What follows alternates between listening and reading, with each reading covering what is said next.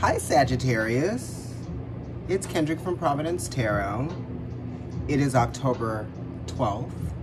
Yesterday was the 11th, and that was the day that I did readings 1 through 8 for Aries through Scorpio.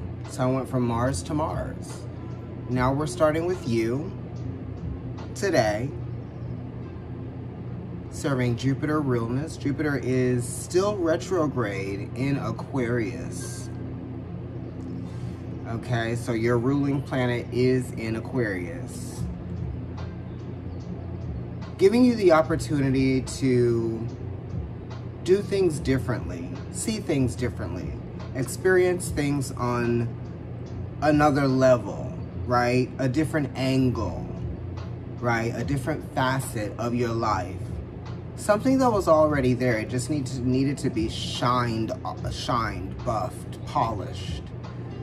Or just like, you know, when you pick up something old and you wipe the dust off of it, like in a movie, they pick up the book and they wipe the dust off of it and then they see the cover of the book.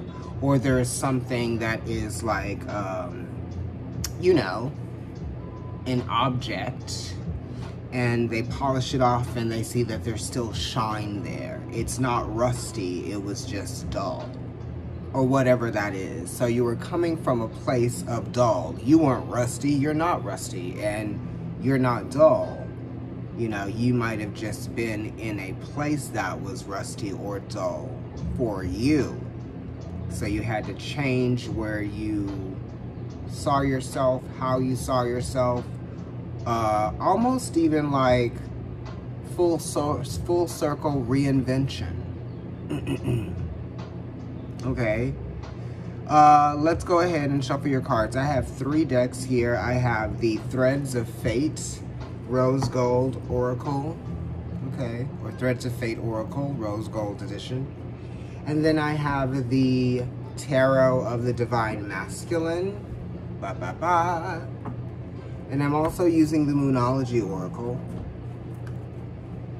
I'm going to shuffle them all on camera, like I did for the others last night. Venus is in Sagittarius, so that could be making you experience life in a more pleasurable way than you were before.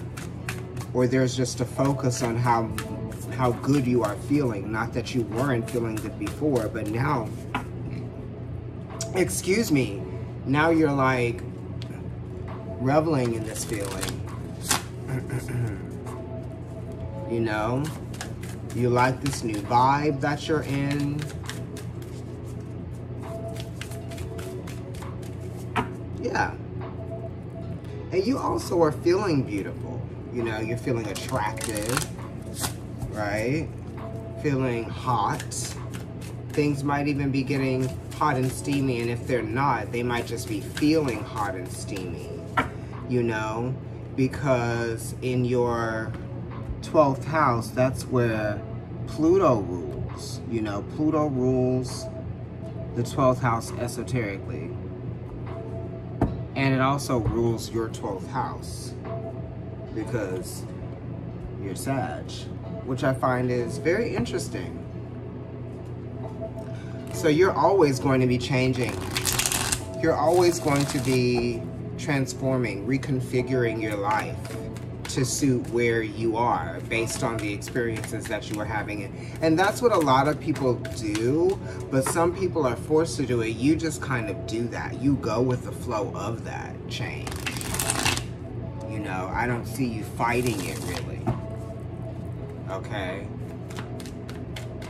And being that Pluto is very much connected to that 12th house for you, especially if you're a Sagittarius rising, you are willing to let go of things, right? Distance yourself from things that, you know, aren't for you.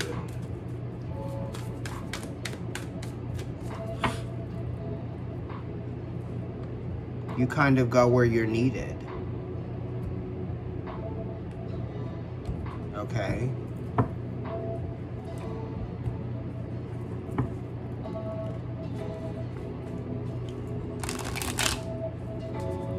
Neptune is in Pisces. That planet is significant for you. Yes.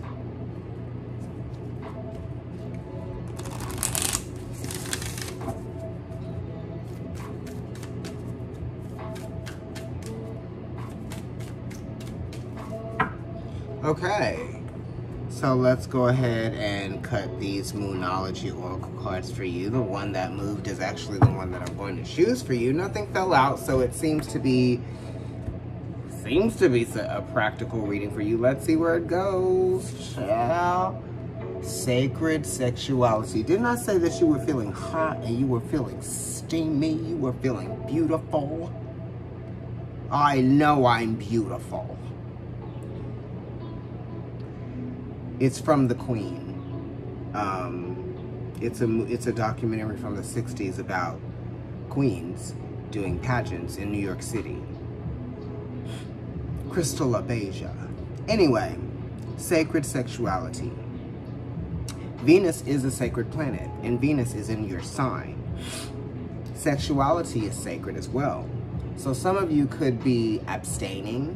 Maybe you were going through a dry spell, but it's not a dry spell if you are choosing to not, right? Be sexually active. So some of you are finding, rediscovering the sacredness within your physical body, okay? Because you are becoming more aligned with your spirituality. You know, so you're a little bit more sexually sensitive. You know, you're willing to explore your sexual side in a different way. It's like a different kind of territory. You're willing to explore a unfamiliar territory within yourself that is, you know, in the arena of sexuality. And what does that mean? You know, I feel like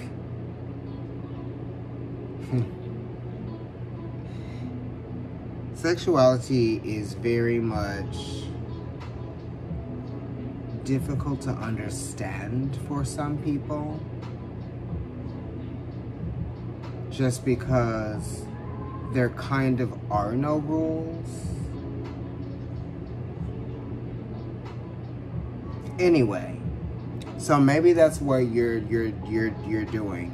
Maybe you don't want to have any rules. Maybe you don't want to place any rules on anybody. And maybe that's why some of you are choosing to abstain.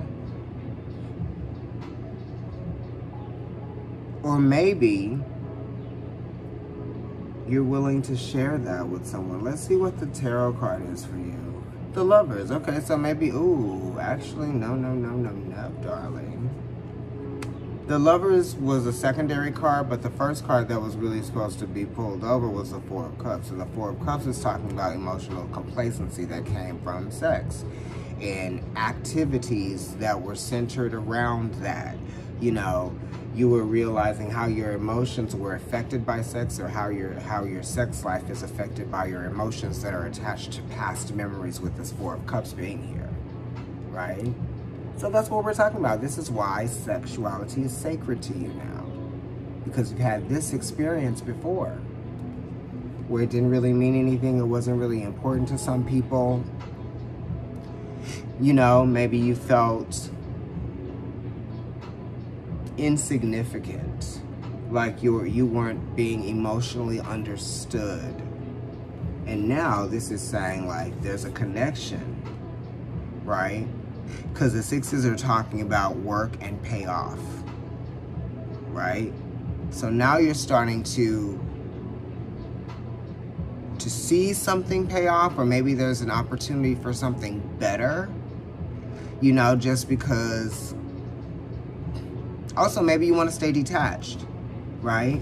You don't want to be monogamous with anybody.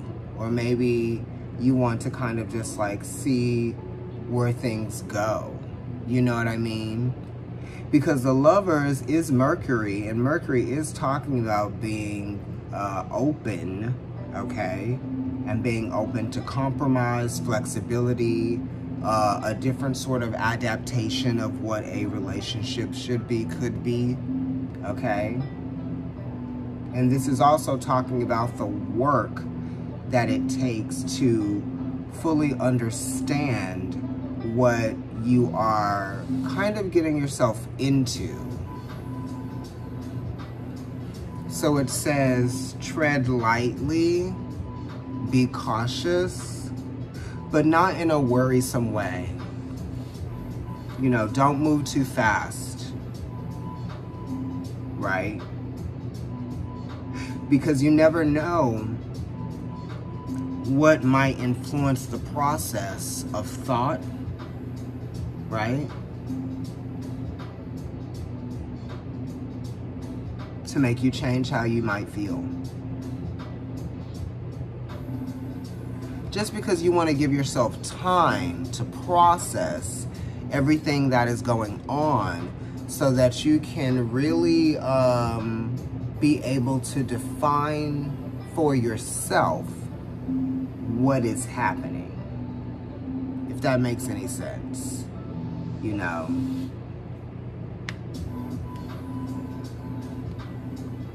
Almost like you need a little bit more time to think about like where this is going. Okay, what the options are, where the potential lies.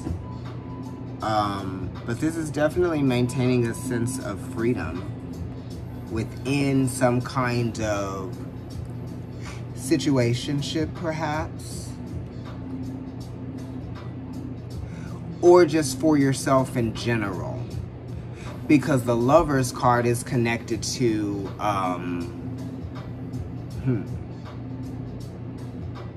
yeah. Oh, wow, yeah, okay.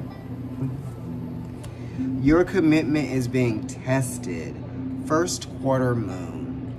And this is actually the first quarter moon, like tonight. And maybe a little bit tomorrow.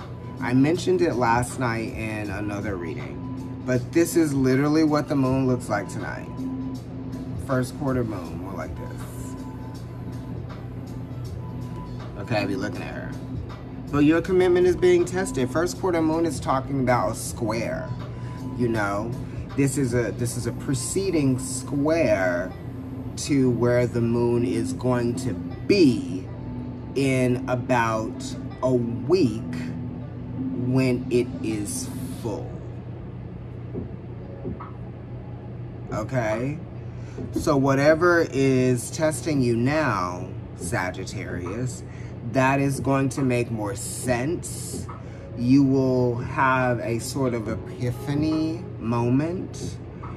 You will be able to see the full face of something in about a week. You'll know more. And you will be able to make decisions based on an adequate amount of information. You know? And the full moons bring endings, completions, culminations. So this is kind of like the halfway point to figuring it out for you, if that makes sense. And where you're going with a person, place, thing, or idea, or a belief system that could be changing for you. Okay? Thank you, Sagittarius. This was kind of crazy. I'm like, what am I doing? But you know, I'm getting warmed up now. Oh, got one out of the way. Got one out of the way, honey. Bye, Sag.